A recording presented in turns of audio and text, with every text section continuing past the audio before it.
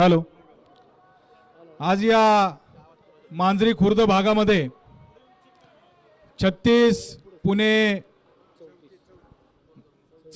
पुणे लोकसभा मतदारसंघाचे वंचित बहुजन आघाडीचे अधिकृत उमेदवार माननीय वसंततात्या मोरे यांचं या ठिकाणी आगमन झालेलं आहे।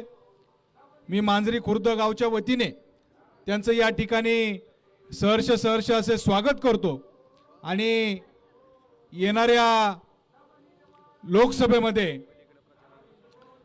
तात्यांचं 9 नंबरचं बटन, रोड रोलरचं बटन, हे रोड रोलरचं बटन दाबून आपण तात्यांना भरघोस मतांनी विजयी करायचंय आणि म्हणून आजची ही कोपरा सभा या ठिकाणी घेण्यात येत आहे। मित्रो, आपण पाहिलं असेल की आता माझ्या मागे इथं एक स्क्रीन लागलेली आहे आणि मोदी सरकार विकास कामांच्या वरती त्या ठिकाणी मतं मागितली जात आहेत, परंतु कुठल्याही पद्धतीची विकास कामं या देशामध्ये मागच्या 10 वर्षामध्ये झाली नाहीत। याच्या उलट देश 50 ते 70 वर्ष मागे घेऊन जाण्याचं काम या मोदी सरकारने या भारत देशामध्ये केलेलं आहे। मग त्याच्यामध्ये नोटबंदी असेल, जीएसटी असेल, आता इलेक्ट्रॉल बॉन्डचा घोटाळा सुद्धा आपल्याला त्या ठिकाणी सामोरे आलेला आहे आणि म्हणून सगळं आपण म्हणून त्या पद्धतीने झालं पाहिजे। आपली एक हुकुमशाही सत्ता या भारतावरती, या महाराष्ट्रावरती असली पाहिजे। अशा प्रकारची ही मनोवृत्ती, ही मनुवादी मानसिकता, RSS भाजपची ही मानसिकता आपल्याला ठेचून काढायची आहे आणि त्याच्यामुळे भारतीय जनता पार्टीचं सरकार आपल्याला या ठिकाणी या भारत देशातून, महाराष्ट्रातून उखडून टाकायचंय। त्यामुळे छत्रपती शिवरायांच्या विचारांचा खासदार, फुलेशाह आंबेडकरांच्या विचारांचा खासदार त्या ठिकाणी आपल्याला संसदेमध्ये पाठवायचा आहे आणि यासाठी आपल्या सगळ्यांनी आपण आता फुलेशाह आंबेडकरी विचारधारेचे जे काही नागरिक आहेत, जनता आहे, त्यांनी त्या ठिकाणी कंबर कसली पाहिजे। आधी आदरणीय बाळासाहेब आंबेडकरांच्या मागे, वंचित बहुजन आघाडीच्या मागे ठामपणे उभं झालं पाहिजे। कारण आपण पाहिलं असेल की जे कमळाबाईच्या नावाने शिवे देत होते, 70 रुपयाचं पेट्रोल 100 रुपये झाले, आता कसं वाटतंय? डाळींचे भाव वाढलेत, आता कसं वाटतंय? सिमेंटचे भाव वाढलेत, आता कसं वाटतंय? असं म्हणणारे अजित दादा ज्यावेळेस पंतप्रधान मोदी 70,000 कोटीच्या घोटाळ्यावरती भाष्य करतात, त्यावेळी अवघ्या 8 दिवसामध्ये त्या ठिकाणी भारतीय जनता पार्टीच्या कमळाबाईच्या मांडीवरती जाऊन बसतात आणि उपमुख्यमंत्री पदाची त्या ठिकाणी शपथ घेतात। अशोक चव्हाणांच्या बाबतीमध्ये त्या ठिकाणी आदर्श घोटाळ्याबाबत सांगितलं जातं, परंतु डायरेक्ट 8 दिवसामध्ये अशोक चव्हाणांना भारतीय जनता पार्टीमध्ये घेतलं जातं आणि वॉशिंग मशीन, भाजपकडे एक वॉशिंग मशीन आहे, त्या वॉशिंग मशीनमध्ये घेऊन त्याच्यामध्ये घेतले की सगळे धुतल्या तांदळासारखे होतात आणि लगेच अशोक चव्हाण त्या ठिकाणी खासदार होतात। जे अशोक चव्हाण वंचित बहुजन आघाडीवरती मागच्या लोकसभेला सुद्धा त्या ठिकाणी बी टीमचा आरोप करत होते, जे अशोक चव्हाण आत्ता अगदी निवडणूक लागायच्या अगोदरपर्यंत वंचित बहुजन आघाडीवरती बी टीमचा आरोप करत होते, ते अशोक चव्हाण अवघ्या काही क्षणात त्या ठिकाणी काँग्रेस सोडतात आणि त्या ठिकाणी भारतीय जनता पार्टीच्या मांडीवरती जाऊन बसतात। वंचित बहुजन आघाडीने या लोकसभेला सामोरे जात असताना वाटाघाटीच्या चर्चा चालू झाल्या। आदरणीय बाळासाहेब आंबेडकरांनी त्या ठिकाणी प्रस्ताव ठेवला की गरीब मराठ्यांच्या लढ्यामधून, गरीब मराठ्यांच्या आरक्षणाचा प्रश्न घेऊन या महाराष्ट्रामध्ये गरीब मराठ्यांचं नेतृत्व त्या ठिकाणी मनोज जरांगे पाटलांच्या माध्यमातून उभं राहिलं आणि त्या मनोज जरांगे पाटलांना त्या ठिकाणी संसदेमध्ये आपण पाठवलं पाहिजे। म्हणून महाविकास आघाडी म्हणून जर आपण एकत्र येत असू तर जालन्यामधून मनोज जरांगे पाटलांना त्या ठिकाणी आपण उमेदवारी दिली पाहिजे। आदरणीय बाळासाहेब आंबेडकरांनी सांगितलं की 48 जागांपैकी 15 जागा आपण त्या ठिकाणी ओबीसी, मायक्रो ओबीसींना दिल्या पाहिजेत। सत्तेचं विकेंद्रीकरण झालं पाहिजे, लोकशाहीचं सामाजिकरण झालं पाहिजे।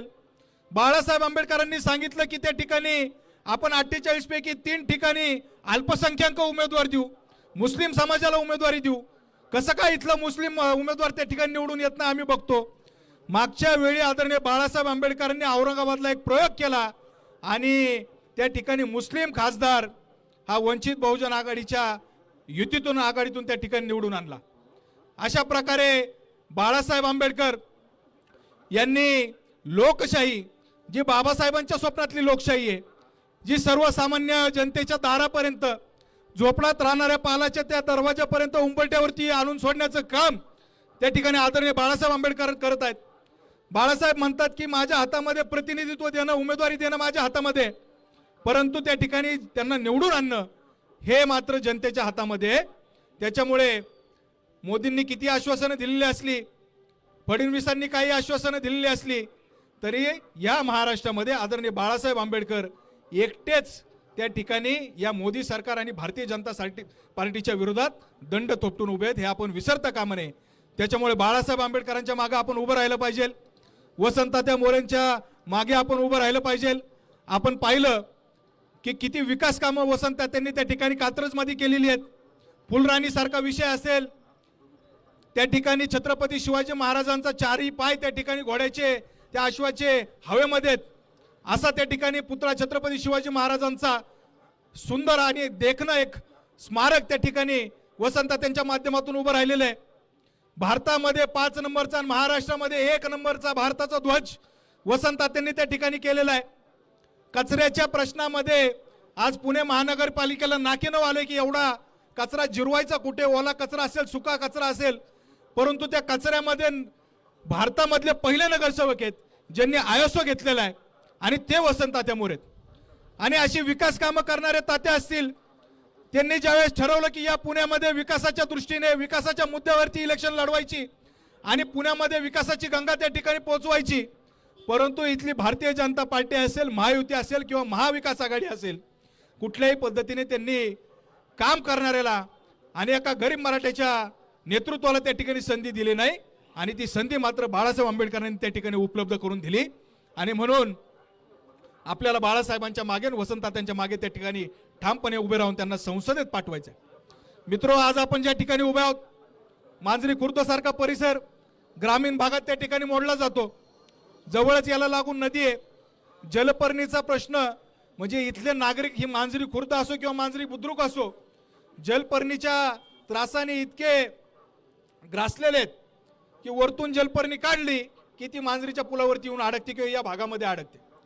त्याच्यामुळे मच्छरांचा त्रास असेल, इथला रस्त्याचा विषय असेल, मागे 2 टर्म त्या ठिकाणी भारतीय जनता पार्टीचे खासदार होते, इथले आमदार सुद्धा यावेळी, परंतु कुठल्याही पद्धतीने खासदार या ठिकाणी आले नाहीत, फिरकले नाहीत। इथली विकासाची गंगाजी पुण्यामध्ये किंवा मोदी सरकार त्या ठिकाणी भाष्य करतंय, परंतु विकास इथल्या गल्ल्यांमध्ये कुठेही त्या ठिकाणी आपल्याला पोहोचलेला दिसत नाही। आणि म्हणून इथलं मांजरी ते वाघोलीचं काम जे काही चाललेलं होतं ते बरेच वर्ष रेंगाळलेलं होतं। इथला पिण्याचा पाण्याचा प्रश्न हा दुर्गम भाग म्हणून या शहरापासून थोडासा लांब पडतोय, म्हणून या ठिकाणी कुठेही इथल्या मूळ प्रश्नांकडे त्या ठिकाणी लक्ष दिलं जात नाही, ही खेदाची बाब म्हणावं लागेल।